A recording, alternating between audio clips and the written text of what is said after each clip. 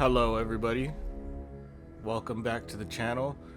Today we are doing yet another issue of Godzilla King of the Monsters, and this is a special one because in this one Godzilla actually gets captured. As you see, will this become the day of the giant killers? Look, take a look. They have this like giant cage thing, I guess Shield or somebody, and there's a UFO here for some reason. I don't know why there's a UFO here, but they have this giant cage and they're just wheeling Godzilla into it. And look at it, he's all messed up. Somebody fucked him up. And then what is that, his tongue down there? Is that his Godzilla tongue? Okay, so that's why I'm very interested in this issue, because a monster enslaved. This is the one where they finally get him. We've been waiting a long time for this, so let's see what happens. Let's see. A monster enslaved. Proponents of the Sasquatch legend claim that monsters roam the mountains of Northern California, but they ain't seeing nothing yet. Yeah, he's a little bit bigger than a Sasquatch. But should absent Gabriel Jones definitely has seen something, and it's not the first time. Who's Gabriel Jones? Oh yeah, Gabriel Jones, the leader of Green Squad or whatever. Completely forgot about that guy. It's been a while. It's been what, like a month since I've read one of these books. Recon 1 to leader. I've spotted him, dum-dum. In fact, I'm right on his tail.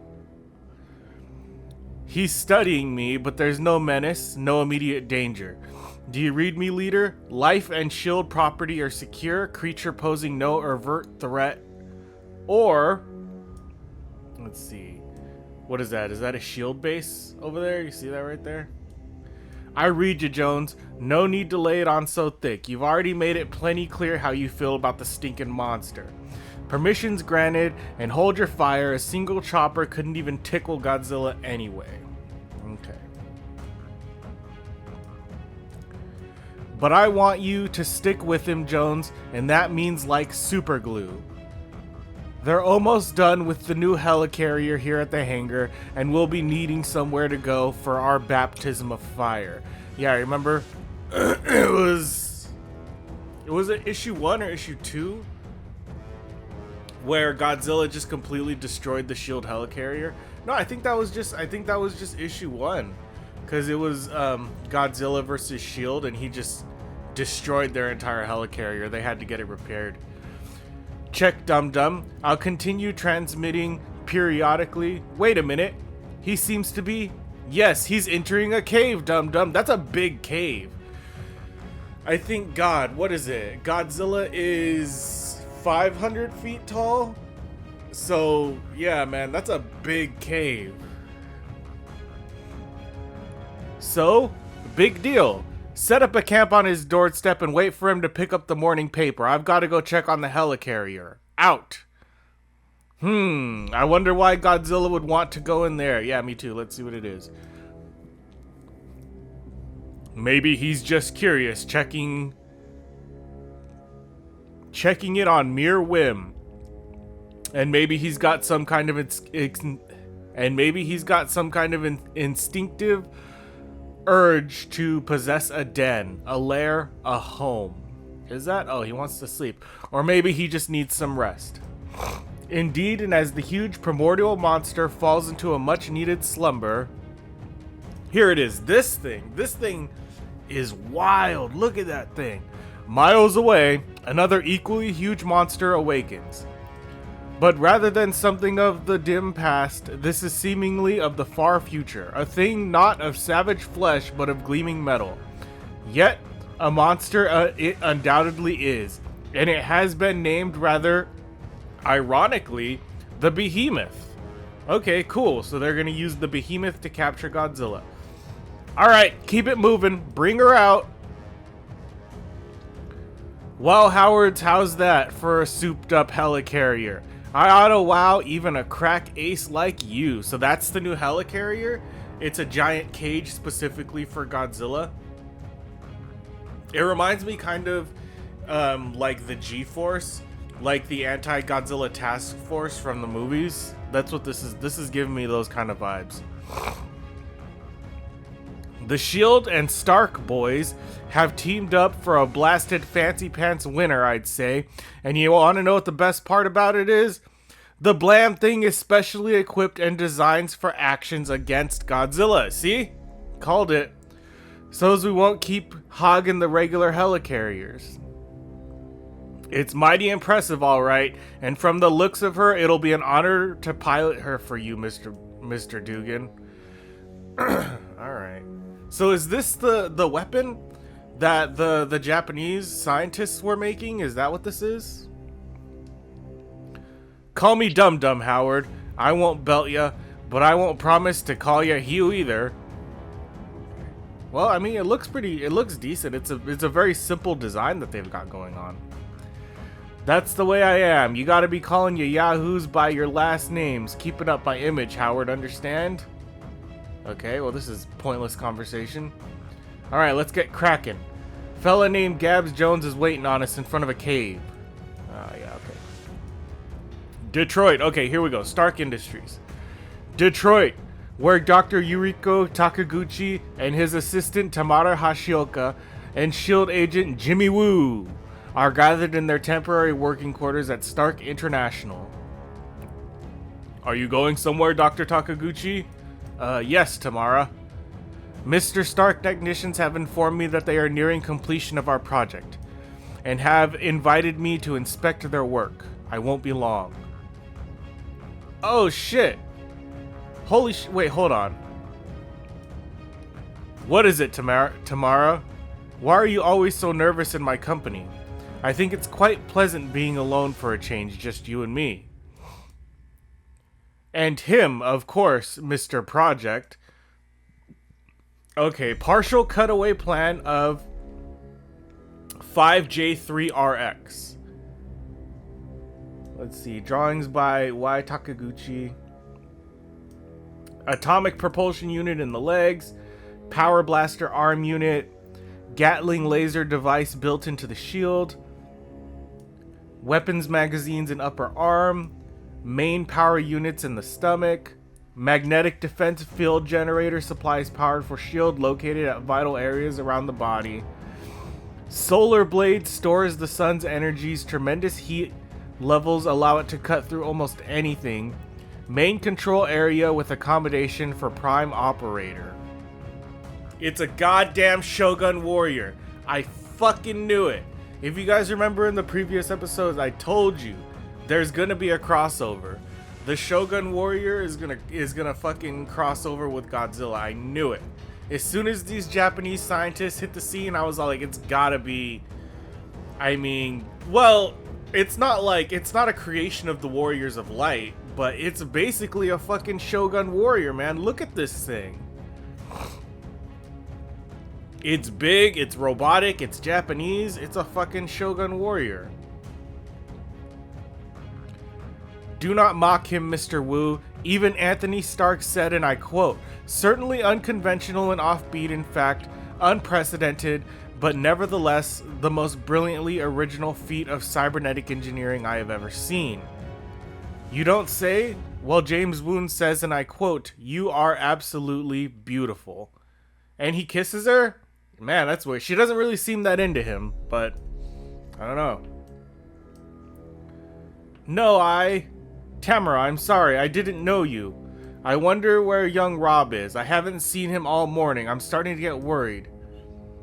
Very well, Tamara. If you refuse to discuss it, the matter is dropped. Yeah, dude, she doesn't like you, man. Move on to the next one. I don't know what to tell you.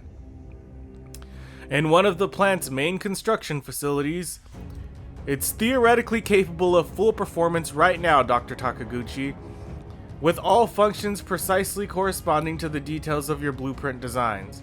Of course, before issuing an actual test clearance, we'll have to run the systems through a series of thorough checks and find and eliminate any possible bugs. By the way, sir, any idea on who's going to operate the Big Bruiser? No, not specifically, but one of Mr. Fury's S.H.I.E.L.D. agents, I should imagine. Don't bet on it, grandfather. Don't bet on it. So Rob wants to do it. Rob Takaguchi? Yeah, he's been lurking on the catwalk all morning. Little kid has got his eye on that giant robot. He's like, it's gonna be mine. It reminds me of Gundam. Battle Teens, Kid Robot Lug. Piloting these giant, like, mech robots. Well, in that, they didn't have a choice in that anime. That's one of the few animes I know is Gundam 0079. I don't know. I like it. A cave site in the northern Shiraz? I don't know. I gotta tell you guys, these word balloons are like really blurry. This is the best I could find for this series. I couldn't find it like remade. I don't know. It's hard to read. I'll take it. He's still holed up, Gabe. Yeah, dum-dum. Holy moly. Yeah, look at it. It's fucking beautiful, isn't it? You blew your mind right the first time, Gabe. Ain't she one fine iron-plated beaut? Alright, Howard, hold your steady so Gabe can set down the chopper pad up front. And I want the rest of you Behemoth gold brickers to keep your eyes on that cave.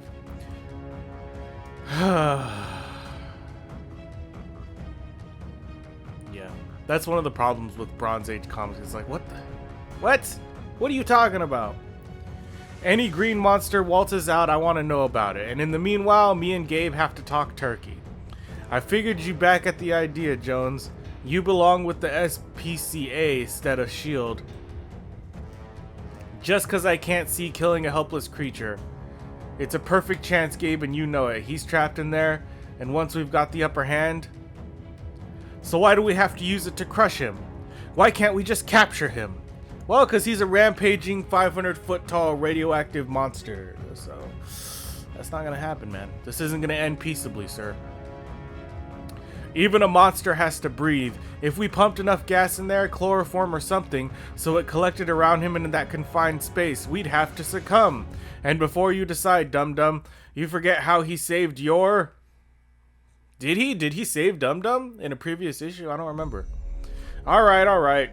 We'll use the gas, but if it don't work, Jones, that whole mountain gets collapsed and turns into Godzilla's tombstone. Okay. He's right. That's a better idea. Gas is a better idea. 4 minutes later. Well, my Zilpod's working like a charm. What are those, Zilpods?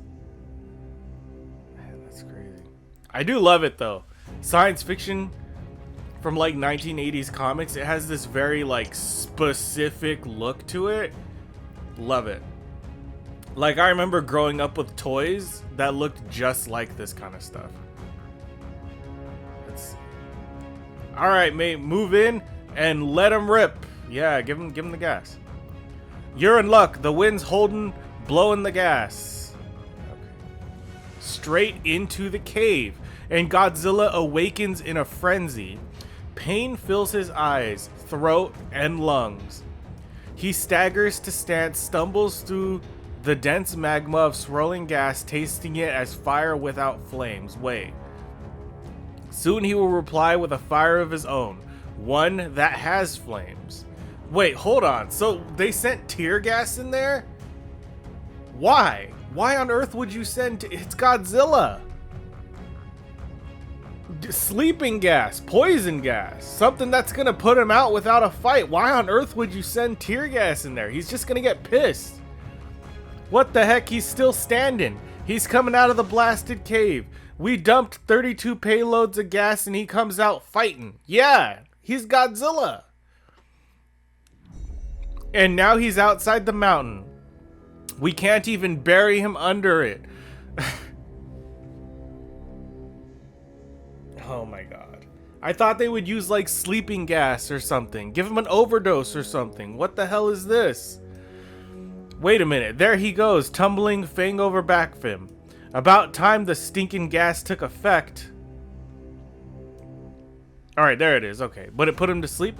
But there's one agent whose voice does not join the swelling of jubilance. Even through the scene before him represents a personal victory. The ground shakes and the sky fills with cheers. Godzilla has fallen. He looks down at Godzilla and then around at the other pods. And he can think of nothing but filthy flies buzzing around a carcass. Is he dead? No, he's not dead. And the victory is even more hollow during the ultimate phase of conquest. At least there's plenty of foothold on his blasted hide. Yeah, if you take big enough steps. Well, now you've got him, dum-dum. What are you gonna do with him? Here it is. What am I gonna do, Jones? Why, we're going to rig up that fancy new harness aboard the Behemoth, and we're gonna load the ridiculous thing right into the hold. That ought to test your new baby's airborne capacity. Jensen's radio and shield base north of San Diego. He says they've been cooking up some kind of special cage. It's supposed to be able to hold this big lug just in case we ever caught him. How are they going to be surprised? Yeah. This must be quite a moment for you, dum-dum. Slow it, Gabe, will ya? Yeah, Jesus Christ. Look at that. It's beautiful. And that's it. They got him. They got Godzilla. So the tear gas worked? Or did it put him to sleep? I don't understand. Why did the gas, it was burning him. It was burning him alive. Then suddenly it put him to sleep. I don't know. Make of that what you will.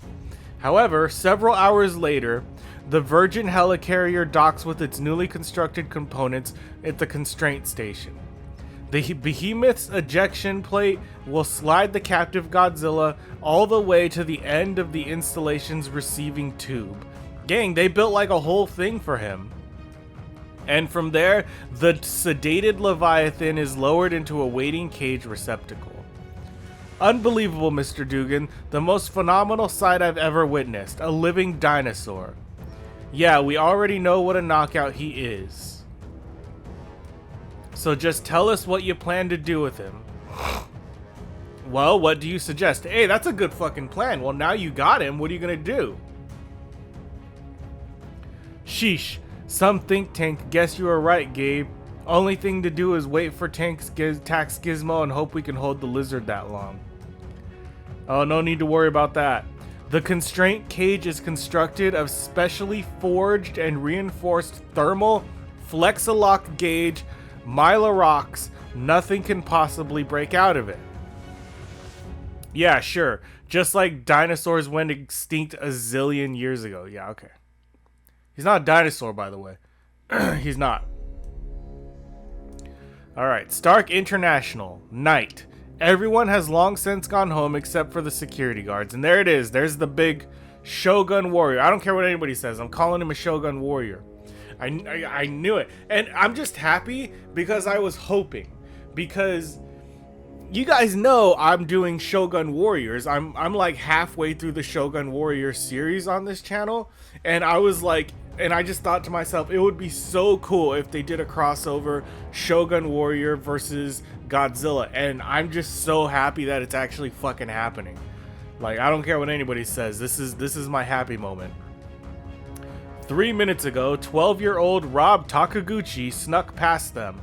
Fuck, he's 12? He's just 12? That's bad. Grandfather is old. Too old to understand. His creation must not be used to kill Godzilla, but to help him. The control cockpit will be in here through the eye in his head. Yes, I've studied Grandfather's plans often enough to know where everything is located. What is he going to do? Is he going to steal the robot? Night 2. Half a continent away from one another, but a night without sleep. Sometimes Gabe Jones is convinced he thinks too much and therefore sleeps too little. Thought he thinks about hangars and caves, cargo holds and cages, behemoths and leviathans. He thinks about a monster enslaved. No, that's not quite true, and therein lies the problem, for Gabe Jones cannot look upon Godzilla and see a monster. His eyes are not that cold. Rather, he can only see a gigantic specimen of magnificent life, but life which has been pathetically humbled, shackled, and which now awakens abruptly. Uh-oh. No, dum-dum, where are you? Fuck. There's Godzilla. Even if I don't know what purpose everything serves, so you don't know everything. Too many questions would have made Grandfather and Tamara suspicious. So I must experiment. Keep trying to learn. Here's the cybernetic helmet. This much is simple. Putting it on and activating it causes the robot to perform according to the pilot's thoughts. At least I think. Now let me see. Maybe if I press this button. What? Did it backfire? What happened? Look at him. Is he knocked out? For young Rob Takaguchi, it is only now truly night. Right here, Jones. Now what's all the ruckus?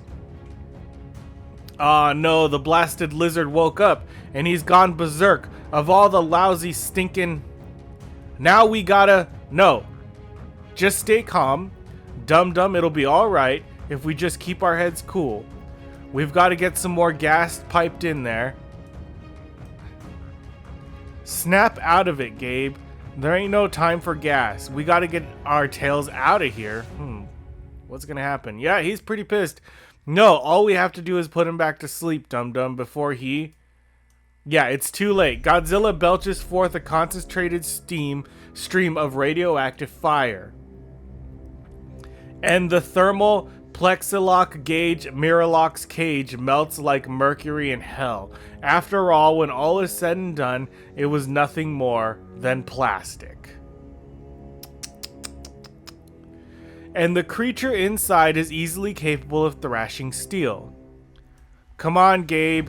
Unless you've always wanted to look like one of them bugs stuck in a hunk of plastic, I'd say this is our cue. Yeah.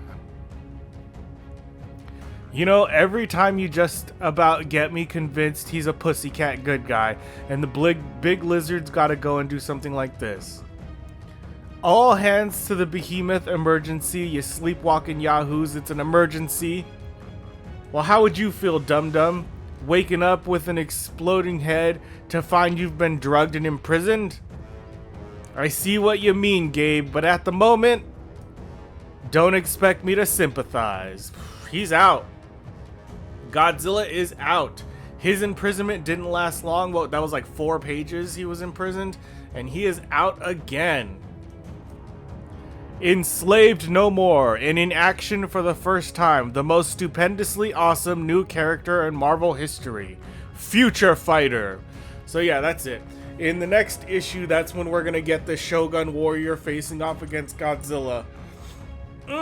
And I'm not really gonna make you guys wait. I'm gonna record that right now, and then I will have it out like a day or two after this comes out. And it's gonna be good. It's gonna be fucking fantastic. But until then, that's it for this comic. If you liked reading this comic with me and you want to read more comics with me, like this video and subscribe to this channel. And until next time, nerds, stay heroic.